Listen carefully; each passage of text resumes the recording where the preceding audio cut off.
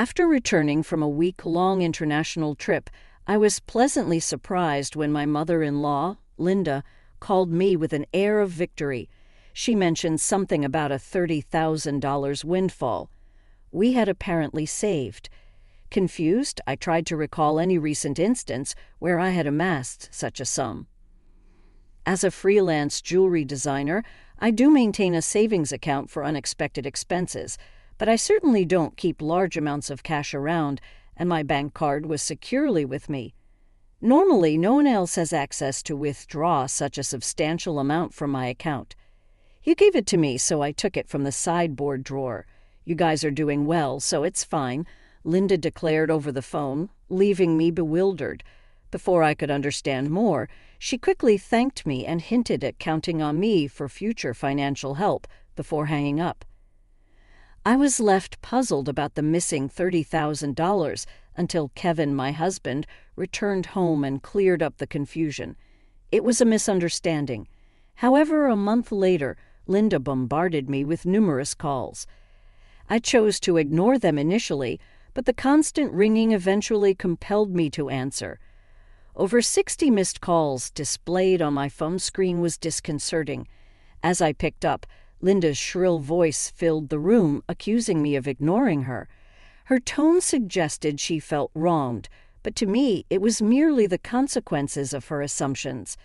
My life as Mary, a 35-year-old busy freelance jewelry designer wanting children but overwhelmed by work, is shared with my equally busy husband, Kevin. He originally had a corporate job, but now assists me in managing my growing design business. Early in our marriage, my designing gigs were sparse, and we largely depended on Kevin's steady income. Now, as my business flourishes, our roles and responsibilities have evolved, but so have our challenges, like dealing with unexpected family misunderstandings about money. As I neared the age of 33, my career as a jewelry designer had begun to flourish, necessitating better organization of my increasingly hectic schedule. Sensing the growing demands of my business, my husband Kevin, who was well-placed in his company and on track for promotion, made a bold decision. He resigned from his job to partner with me, applying his skills in management to our joint venture. Together, we secured contracts with prestigious international brands, enhancing both our professional and personal lives. However, managing success came with its unique set of challenges, particularly involving Kevin's mother, Linda.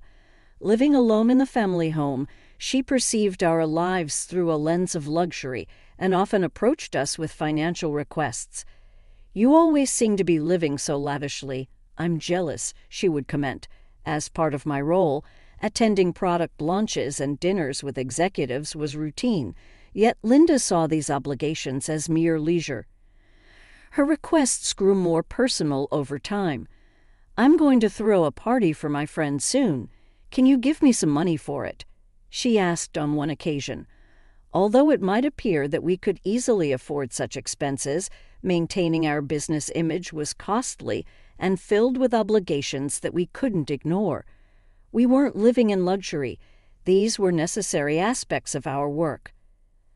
Linda, draped in envy and often sarcasm, failed to grasp the nature of our expenses. Dressed up beautifully, eating at expensive places. "I envy you," she'd say. Despite my repeated refusals, Kevin, being her son, would occasionally acquiesce to demands, reasoning that a little financial help was a small price for peace. "If giving her a little money keeps her quiet, then it's worth it," he'd argue, finding it simpler to appease her than to have our work disrupted. Yet Linda's demands only escalated. Recently, she expressed a desire for a new dress for an upcoming gathering. Just the other day, Linda came over and pestered Kevin. "Wouldn't a two-piece suit work? We've been asked to buy clothes before," she said. "There might be cheaper options, but what Linda wants is certainly not cheap," I explained. Her rebuttal was that it was a fancy party, and she couldn't be the only one dressed in old clothes. Furthermore, she insisted on a matching bag, leaving us exasperated. To manage her frequent requests, Kevin had previously set up a credit card in Linda's name, instructing her to use it for her expenses. Initially, she overspent significantly and was cautioned by Kevin. Although he asked her to inform us before making significant purchases, she continued her extravagant spending. This pattern of financial demands has left both Kevin and me at our wits' end, trying to balance the delicate act of supporting family while maintaining the integrity and sustainability of our business. I discovered an exquisite ring and couldn't resist purchasing it. Though I regret not informing you beforehand, unfortunately, the bill was exorbitant. If spending is going to be this unrestrained, perhaps it's best to return the card. We simply cannot cover these costs. The credit card was in Linda's name, but Kevin was the one managing and paying the bills. Linda seemed to misunderstand the purpose of the credit card, treating it as if it were an unlimited resource. She didn't grasp that every purchase made would eventually need to be paid for, and since the money wasn't coming directly from her own pocket, she continued to use it freely. Recognizing the need to curb her spending, Kevin decided to set a spending limit on her card.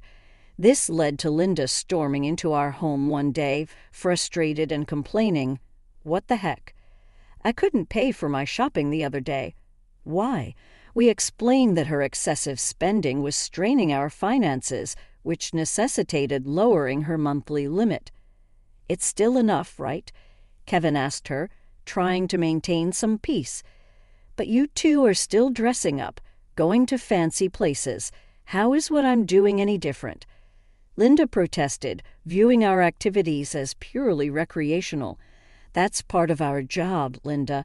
If that's a job, then what I'm doing isn't any different. It's unfair that only you two get to have all the fun," she argued. While it's true that our work involves attending product launches and parties in luxurious venues, these are professional obligations, not leisure activities. Despite her misconceptions, setting a spending limit on Linda's credit card seemed to have calmed the situation somewhat. Occasionally, Linda would visit and air her grievances to Kevin, but overall life proceeded without major disruptions. As the end of the year approached, an exciting opportunity presented itself. A foreign brand manufacturer approached me with a proposal to expand our business dealings by relocating our base overseas. The prospect thrilled me, as it could potentially elevate me to the ranks of top-tier designers. Kevin, ever supportive as my manager, was all for taking the leap. "It's a chance we have to take," he affirmed. However, the prospect of moving abroad brought a new concern. Linda. Given her past behavior, it was a legitimate worry that she might insist on joining us overseas. The idea of living internationally was appealing, yet the thought of dealing with Linda's demands in a new country was daunting. When we shared our plans to move overseas for work with Linda that weekend, she responded exactly as we predicted. "I want to come too," she declared, assuming our move would be an endless vacation. Kevin tried to clarify. "We're going there for work. It won't be as leisurely as you think," but Linda was skeptical. "You're trying to trick me. You plan to live even more lavishly there without me watching," she accused. "We're not moving there permanently.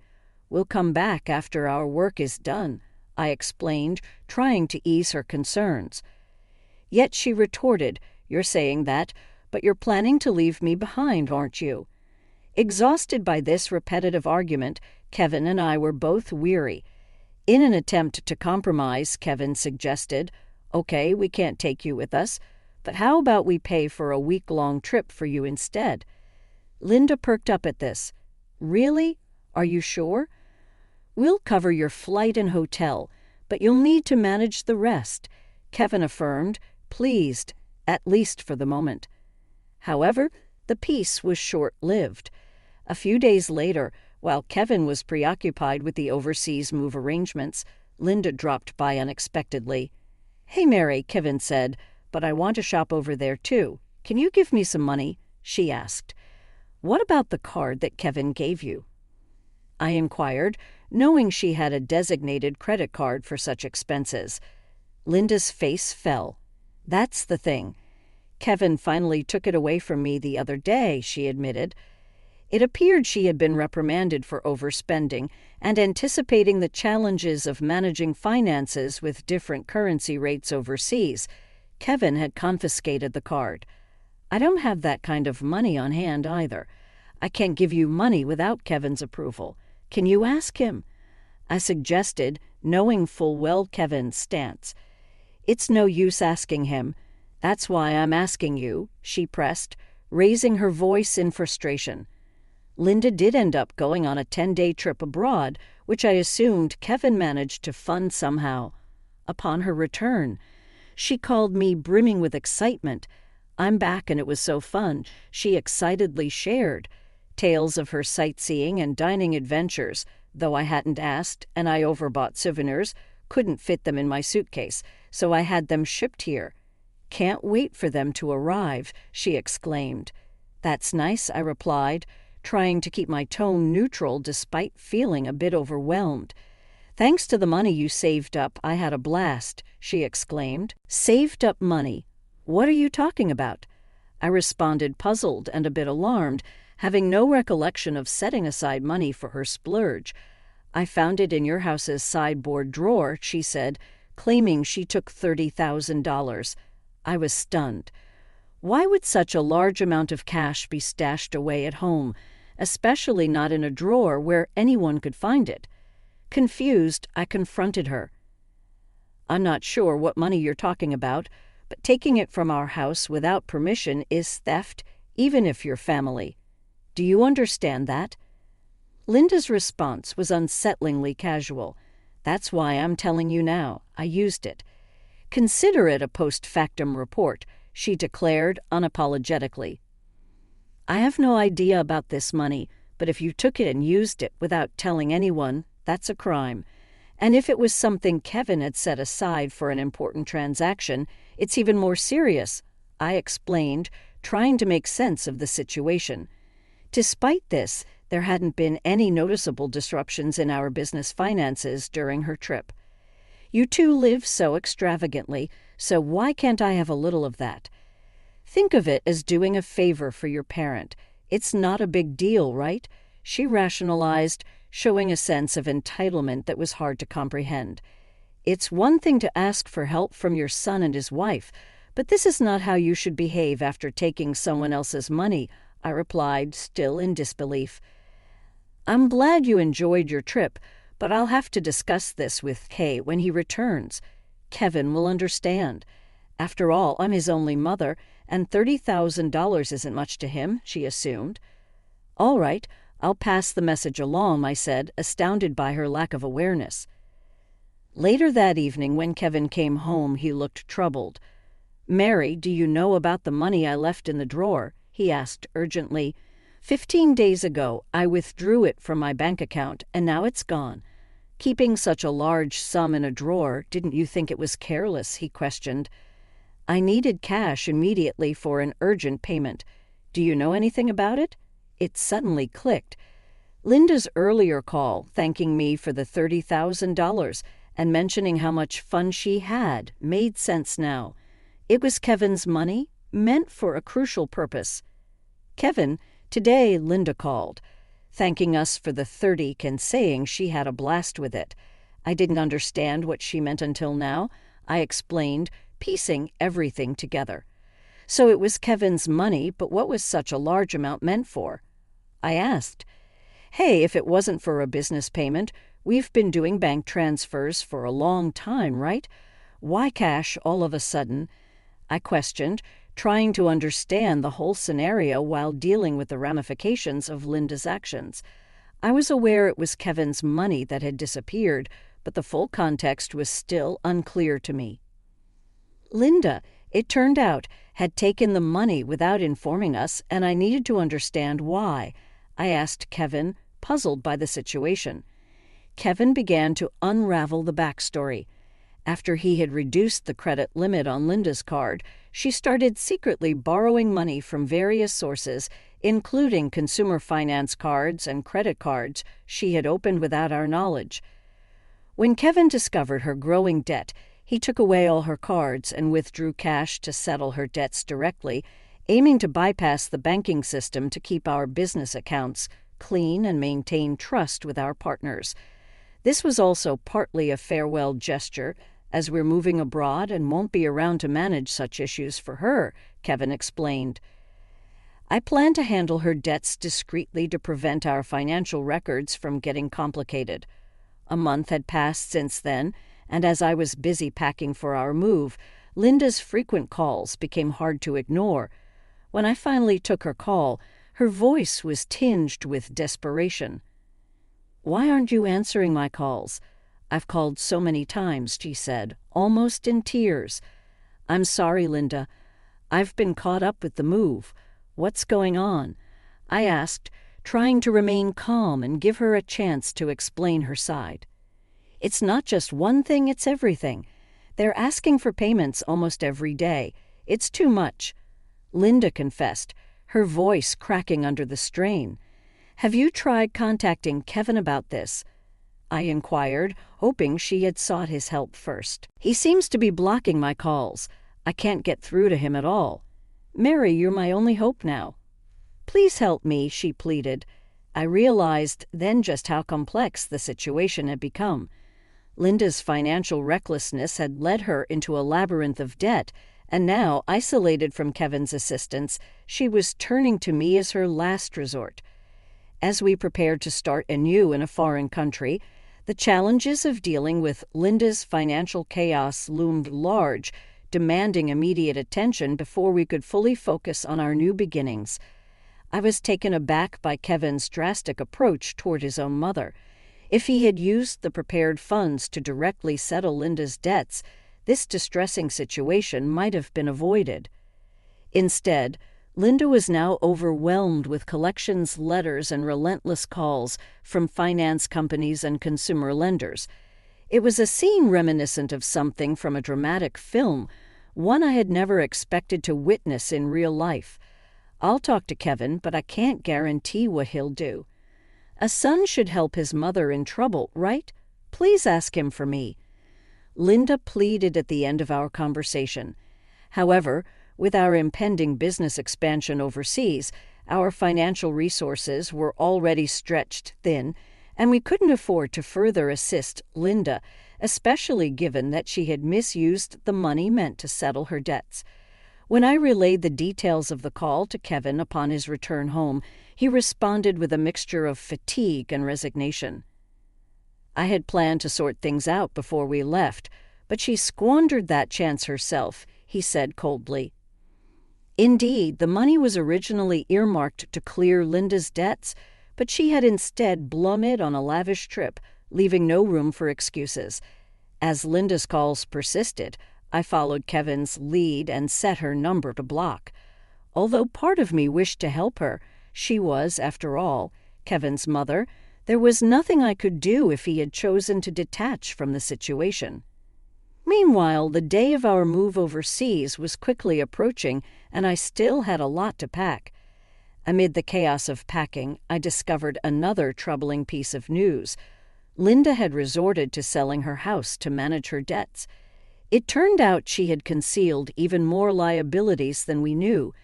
The total amount was so substantial that even after selling her property, she couldn't cover it all. The thought of losing the family home where Kevin had grown up was profoundly upsetting. "Hey, our family home is gone. Are you okay with that?" I asked, sensing his sadness. "How can I be okay? But there's nothing we can do," Kevin replied, his voice tinged with sorrow. Losing the house where he grew up must have felt like a great loss, akin to how I felt when I lost my parents' house early in life.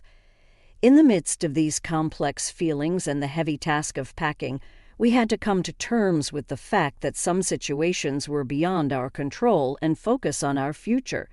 As we prepared to start anew in a different country, the bittersweet reality of losing a family home struck me deeply.